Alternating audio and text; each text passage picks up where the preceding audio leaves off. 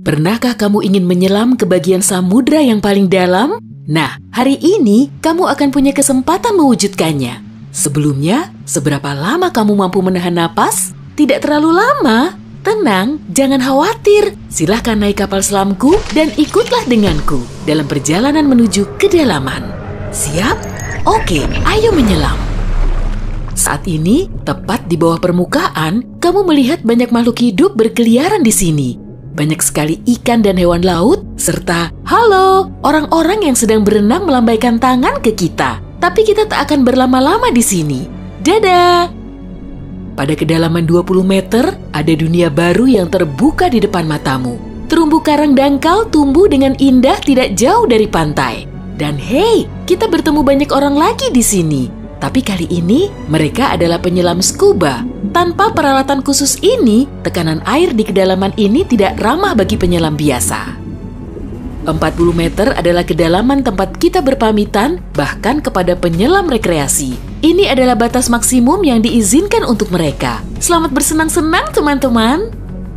60 meter, dan kita bertemu orka pertama. Paus ini mendiami perairan yang relatif dangkal di hampir semua laut dan samudra di dunia. Tahukah kamu bahwa orka adalah predator puncak?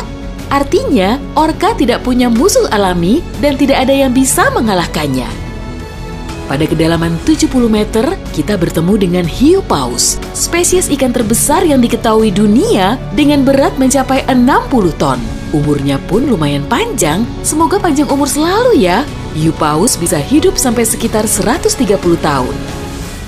Sekarang, lihatlah keluar. Jika kamu melihat penyelam scuba, artinya dia adalah seorang profesional. Karena pada kedalaman 100 meter, mereka harus sangat berhati-hati agar tidak terkena penyakit dekompresi. Penyakit ini terjadi jika kamu naik terlalu cepat ke permukaan. Dan jika beruntung, kamu juga bisa melihat gurita Pasifik raksasa. Dia tinggal di perairan dingin mulai sedalam ini dan sampai kedalaman 2000 meter. Sekarang, kita memasuki bagian samudra yang gelap. Pada kedalaman 150 meter, hanya 1% cahaya dari permukaan yang sampai ke sini. Sisanya diserap oleh air. Segala sesuatu yang lebih dalam dari sini akan menjadi semakin gelap. Hei, lihat! Pada kedalaman 200 meter, ada oarfish raksasa yang mengitari kapal selam kita. Makhluk ini diyakini sebagai penyebab dari semua penampakan ular laut. Dan banyak yang salah kaprah. Terkadang, mereka berenang ke permukaan dan menakuti para pelaut dan perenang. Tidak heran, panjang ikan ini bisa sampai 11 meter. Pastinya cukup untuk membuat bulu kuduku berdiri. Oke, sekarang kita berada di kedalaman 300 meter. Dan sebentar, makhluk besar apa yang ada di luar sana itu? Oh, aku tahu. Itu kepiting laba-laba Jepang. Kamu bingung kenapa laba-laba? Tuh, lihat saja kaki mereka. Dan jawabannya akan datang kepadamu tanpa butuh petunjuk lain. Omong-omong, kaki-kaki ini juga yang mendominasi ukuran makhluk ini. Tubuh kepiting seperti ini biasanya hanya selebar setengah meter. Mari masuk lebih dalam. Dan di kedalaman 500 meter, kamu akan melihat paus biru terakhir. Tidak, bukan paus biru terakhir di dunia. Maksudku, ini adalah jarak terdalam yang bisa mereka tempuh. Paus biru tidak benar-benar perlu menyelam sampai sedalam ini untuk mencari makanan yang sudah berlimpah di perairan dangkal. Tapi mereka masih mampu. Sepertinya mereka hanya ingin memamerkan kehebatan. Mau bagaimanapun, mereka adalah makhluk terbesar dalam sejarah bumi, baik di samudra maupun di darat. Shh, kamu mendengar ini? Ini adalah suara yang dibuat paus sirip untuk berkomunikasi dengan teman-temannya dari jarak berkilo-kilometer. Mereka bisa melakukan ini berkat saluran shofar atau saluran laut dalam yang umumnya dimulai dari 600 meter, tapi kedalamannya dapat bervariasi. Ini adalah lapisan air yang kecepatan suaranya paling rendah dan gelombang suara dapat bergerak ribuan kilometer sebelum menghilang. Pada kedalaman 830 meter, kita telah mencapai titik tempat Burj Khalifa, gedung tertinggi di dunia. Tidak akan mungkin menunjukkan ujungnya ke permukaan jika diletakkan di bawah air. Hei, ayo kita coba. Sekarang kita memasuki bagian samudra yang sangat menarik. Di sini tidak ada sinar matahari dan banyak makhluk aneh berkeliaran. Salah satunya adalah cumi-cumi raksasa. Ya, yang luar biasa besar itu. Dia mendiami kedalaman 900 meter. Bayangkan makhluk dengan mata sebesar frisbee. Paus sperma memburu monster ini, tapi mereka dijamin mampu melawan balik. Melihat mereka bertemu adalah pemandangan yang menegangkan. Dan disinilah kegelapan pekat akhirnya menyelimuti kita. Zona tengah malam. Tekanan di sini sangat besar, sehingga jika kamu entah bagaimana bisa sampai ke sini tanpa kapal selam, kamu akan hancur dalam beberapa detik. Dan lebih malangnya lagi, tanpa melihat apapun, pasti tidak mau kan? Kembali ke topik.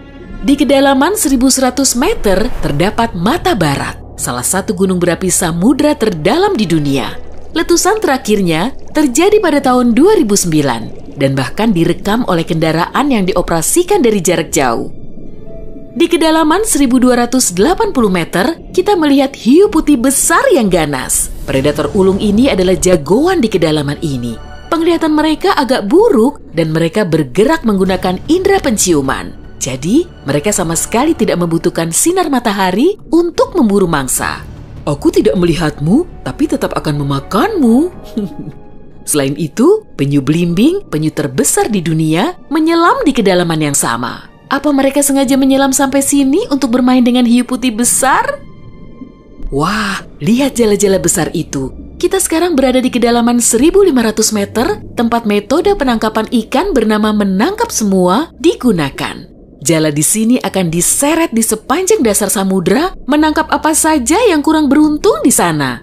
Mengenai seberapa merugikannya metode ini bagi kehidupan samudra, biar kamu sendiri yang menilai. Pada kedalaman 1830 meter, jika berada di Grand Canyon, kita akan duduk di titik terendah dan terdalamnya. Bayangkan semua curug di sana terisi penuh oleh air, maka seperti itulah pemandangan di sini.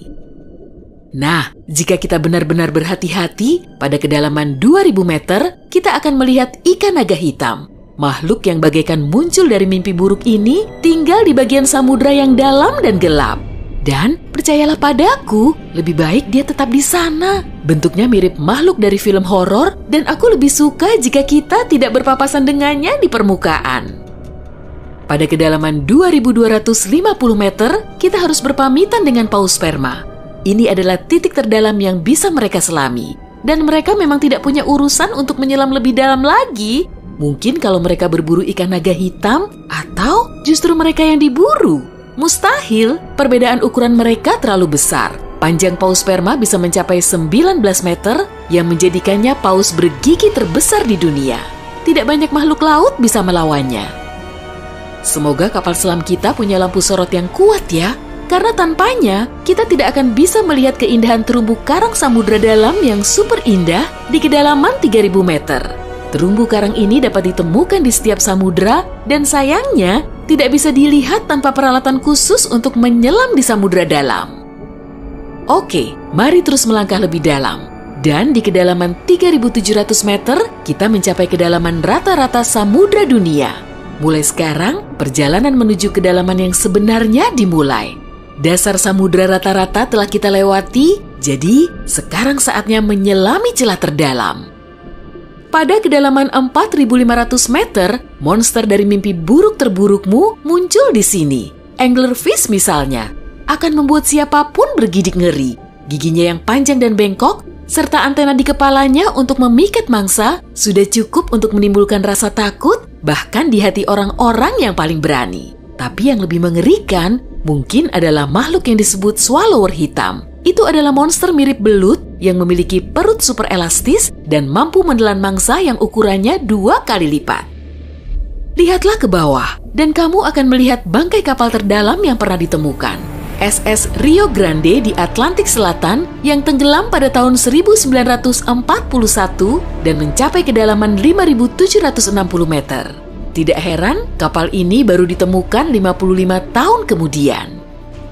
Sekarang, bagian samudra terdalam dan tergelap dimulai. Kita menyelam ke Palung Mariana. Menurut pengukuran resminya, Palung Mariana dimulai pada kedalaman sekitar 6.000 meter. Ini adalah area yang paling jarang dieksplorasi dan paling menarik bagi para ilmuwan dan petualang. Apa yang ada di dasarnya? Baiklah, kita akan melihatnya. Tapi selagi masih dalam perjalanan, aku akan menunjukkan hal-hal lain yang ada di sini. Misalnya, ini adalah ikan terdalam yang pernah ditemukan. Namanya ikan siput. Dan dia tinggal di kedalaman 7.900 meter. Tubuhnya tembus cahaya sehingga kamu bisa melihat menembus kulitnya. Ya, untungnya kita tidak mematikan lampu. Bentuk makhluk mungil ini ternyata sangat imut bagi makhluk yang mampu menahan tekanan sekuat ini. Makin rendah dan dalam, kamu tidak akan melihat jenis ikan atau hewan vertebrata apapun di sini. Tekanannya terlalu besar untuk makhluk-makhluk tadi. Tapi ada udang dan invertebrata lainnya. Belum lagi mikrob yang dapat hidup bahkan di bagian terdalam samudra. Dan bagian terdalam itu adalah kedalaman Challenger. Ini adalah bagian bawah Palung Mariana dan kedalamannya 10.927 meter. Ya, kita telah sampai di bagian paling bawah bumi. Tak banyak orang yang pernah ke sini dan tak banyak juga yang diketahui tentangnya. Tapi para ilmuwan tidak akan berhenti dan ada harapan kita akan segera menemukan rahasia apa yang berada di kedalaman samudra.